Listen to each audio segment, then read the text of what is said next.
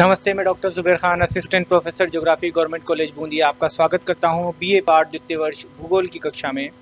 इस कक्षा में हम भूगोल के द्वितीय प्रश्न पत्र राजस्थान भूगोल का अध्ययन करते हैं। पिछले वीडियो में हमने राजस्थान भूगोल के अंदर अपोहा प्रणाली का अध्ययन किया और ये जाना कि राजस्थान की अपोहा प्रणाली को मूल रूप से हम 3 भागों में विभाजित कर सकते हैं।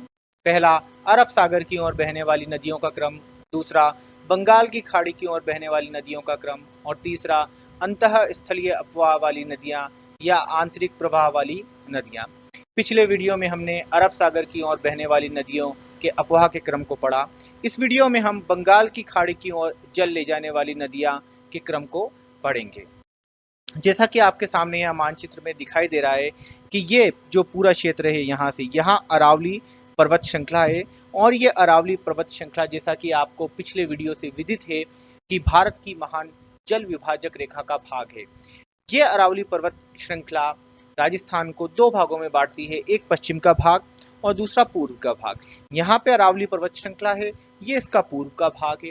इस पूर्व की भाग की सभी नदियां, क्योंकि ये अरावली पर्वत को पार नहीं कर सकती, इसलिए अरब सागर में तो जाना इनका संभव नहीं है।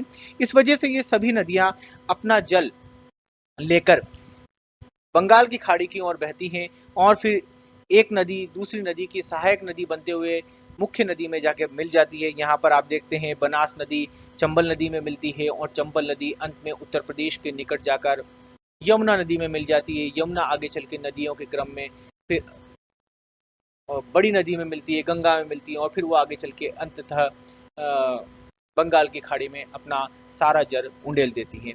तो इस तरह से राजस्थान के पूर्वी भाग में जितनी भी नदियां बहती हैं, इनके अपोहा का जो क्रम है या इनका अपोहा का जो प्रवाह है वो बंगाल की खाड़ी की ओर है। इस वजह से इसे बंगाल की खाड़ी की ओर का अपोहा भी कहा जाता है। चलिए इसमें आगे देखते हैं। राजस्थान के पूर्वी एवं दक्षिणी पूर्वी भागों में वर्षा का औसत 80 सेंटीमीटर से अधिक पाया जाता है। राज्य के इस भूभाग में महत्वपूर्ण नदियां प्रवाहित होती हैं, जिनमें चंबल नदी क्रम सबसे ज्यादा महत्वपूर्ण है। सहायक नदियों में बनास, काली सिंध और पार्वती इसकी प्रमुख सहायक नदियां हैं। इन सहायक नदियों के अलावा भी इनकी स्वयं की भी बहुत सारी छोटी मोटी सहायक नदियां हैं। अधिकांश नदियां मौसमी प्रकार की हैं और कुछ नदियां सदावाहिनी भी है। चंबल राजस्थान की एक सदावाहिनी नदी है जिसमें 12 महीने पानी रहता है। चंबल नदी। चंबल नदी का प्राचीन नाम चर्मण्यवती है। इसको कामधेनु भी कहा जाता है। आप ध्यान रखें, आपके परीक्षा में या कंपटीशन एग्जाम में ये सवाल पूछे जाते हैं और कई बार पूछे जा चुके हैं। चर्मण्यवती किसे कहा जाता है, कामधेनु किसे कहा जाता है। तो आप जब भी पढ़ें, इनके नोट्स बनाएं, उन्हें अलग से अपने रजिस्टर में साइड में लिखते चलें या नोट्स के पीछे की ओर लिखें, अंडरलाइन करें या डिफरेंट कलर के पेन की इंक से उसे हाईलाइट करें। ये महू के दक्षिण में मानपुर के समीप जानापाव की पहाड़ी से विंध्यन कगार के उत्तरी ढाल से निकलती है। यह लगभग 325 किलोमीटर की दूरी तक एक लंबे सकड़े तीव्र गर्त से होकर बहती है।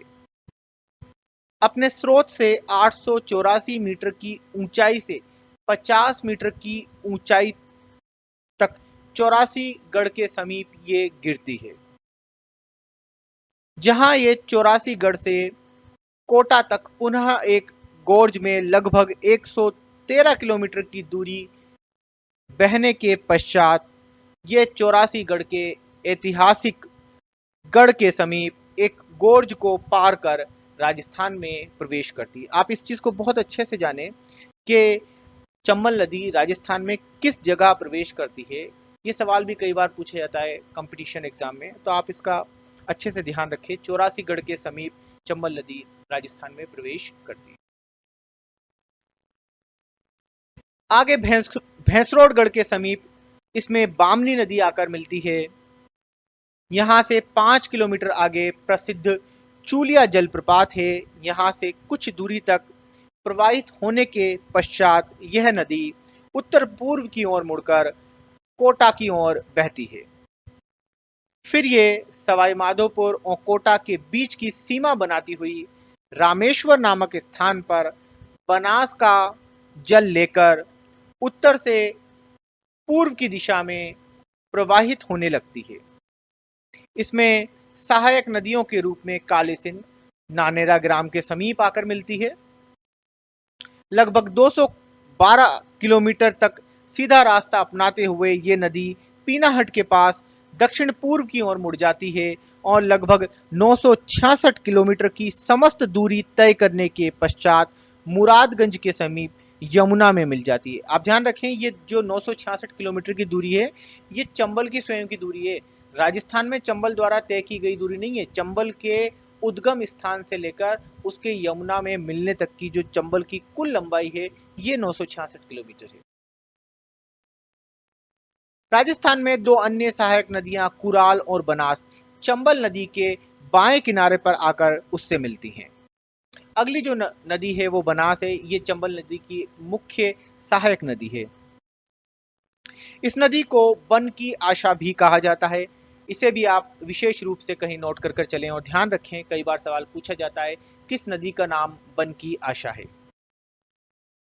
यह अरावली पर्वत की खमनोर पहाड़ियों से अर्थात कांकरोली और नाथद्वारा के बीच फैले अपवाह क्षेत्र से निकलती है। यह नदी कुंभलगढ़ से मेवाड़ के पठार अर्थात गोगुंदा के पठार तक दक्षिण की ओर बहती है, फिर अरावली पर्वत की श्रेणियों को काटकर उसके समकोण पर बहने लग जाती है। नाथद्वारा, राजसमंद और रेलमगरा होती हुई चित्तौड़गढ़ व भीलवाड़ा जिले से बिगोद के पास ये नदी बेड़च का पानी लेकर चंबल से रामेश्वर के स्थान पर सवाई माधोपुर और कोटा की सीमा के समीप मिल जाती है। इसकी कुल लंबाई 480 किलोमीटर है।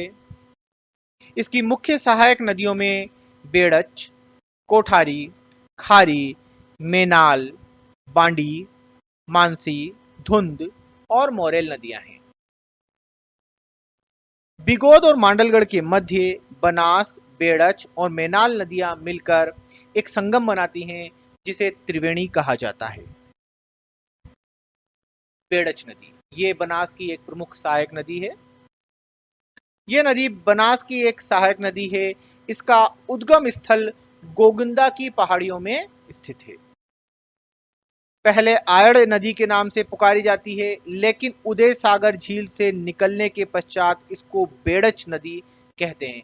विशेष रूप से ध्यान रखें, किस नदी को बाद में बेड़च नदी के नाम से जाना जाता है या बेड़च नदी का उदय सागर झील से पूर्व का क्या नाम है, आप इसका ध्यान रखें। उदय सागर झील से पहले इस नदी को आयड़ नदी के नाम से जाना जाता है। यहां से चित्तौड़ तक इसकी प्रवाह दिशा उत्तर पूर्व रहती है और 190 किलोमीटर बहने के पश्चात चित्तौड़ से आगे बिगोद के समीप ये बनास में मिल जाती है। कोठारी नदी यह भी बनास की एक प्रमुख सहायक नदी है। यह उदयपुर जिले के उत्तर में दिवेर नामक स्थान से निकलती है और लगभग 145 किलोमीटर मैदानी भाग में प्रवाहित होने के पश्चात भीलवाड़ा जिले में बनास नदी में आकर मिलती है। इसी नदी पर बने बांध से भीलवाड़ा नगर की पेयजल आपूर्ति भी की जाती है।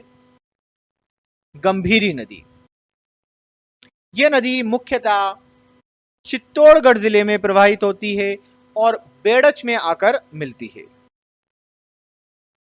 पार्वती नदी यह नदी चंबल नदी की सहायक नदी है और यह विंध्यन श्रेणी के उत्तरी ढालों से निकलकर मध्य प्रदेश में बहने के पश्चात कोटा जिले में कारियाहट नामक स्थान के निकट राजस्थान में प्रवेश करती है। कोटा जिले में लगभग 65 किलोमीटर बहने के पश्चात पाली नामक स्थान पर यह नदी चंबल में मिल जाती है। काली सिंध नदी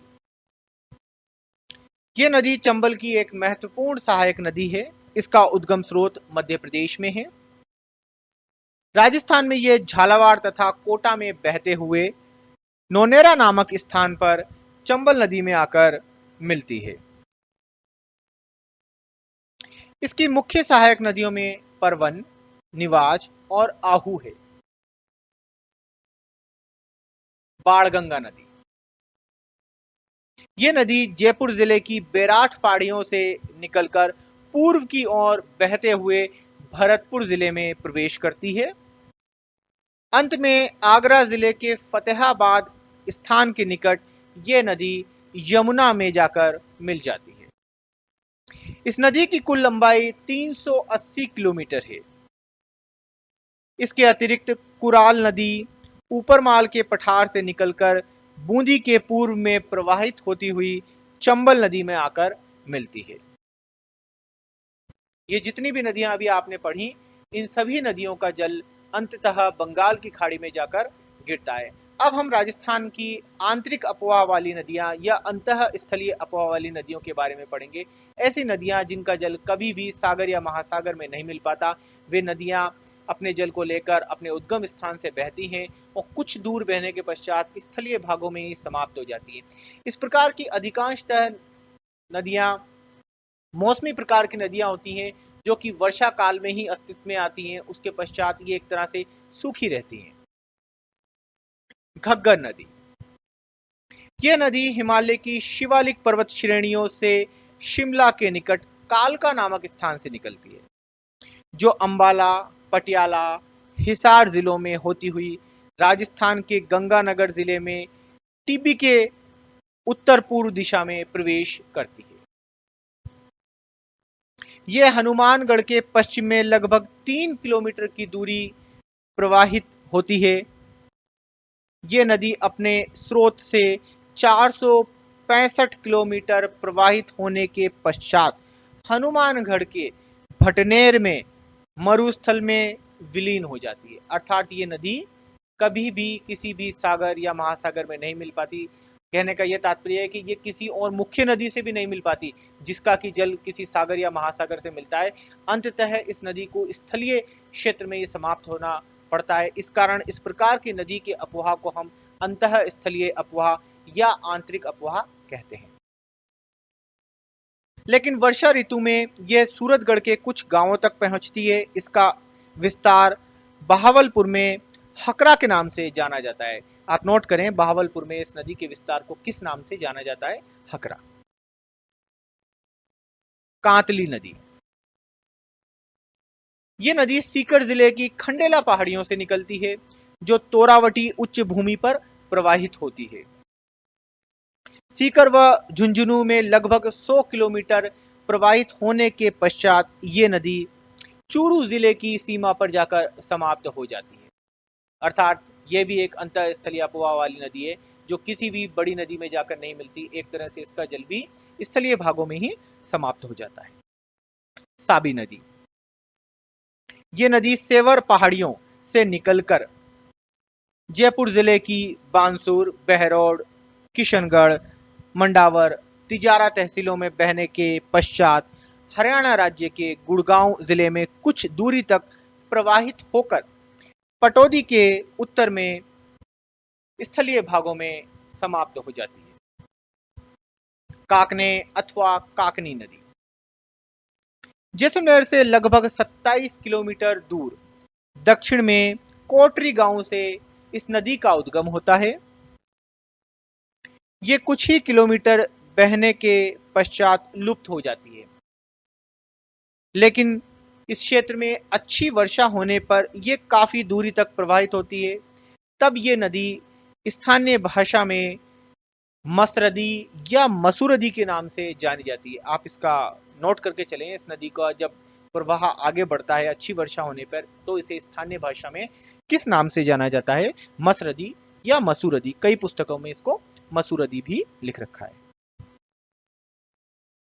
ये काफी दूरी तक पहले उत्तर दिशा में, फिर पश्चिम दिशा में की तरफ बहते हुए बुझ झील का निर्माण करती है।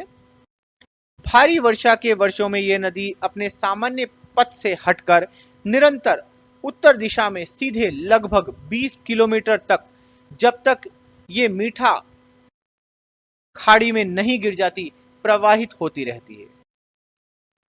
इस प्रकार यह नदी 3 अवस्थाओं में बहती है, लेकिन यह सब जल आपूर्ति पर निर्भर करता है। यदि वर्षा होती है तभी यह बहती है, अन्यथा यह कुछ दूरी तक बहने के पश्चात समाप्त हो जाती है। वर्षा की कमी होने पर यह 3 पृथक धाराओं में प्रवाहित होती है। उपरोक्त के अतिरिक्त मंथा नदी, जो जयपुर में मनोहर थाना से निकलती है, सांभर झील में उत्तर की तरफ से आकर मिलती है। रूपनगढ़ नाला, जो अजमेर के पास से निकलता है और सांभर झील के दक्षिण में आकर मिलता है। धन्यवाद, आपने ये वीडियो अंत तक देखा। इस वीडियो में हमने राजस्थान की बंगाल की खाड़ी की ओर प्रवाहित होने वाली नदियों के बारे में पढ़ा, राजस्थान की अंतःस्थलीय अपवाह वाली नदियों के बारे में पढ़ा। राजस्थान की अपवाह प्रणाली के अंदर राजस्थान की झीलों को भी सम्मिलित किया जाता है।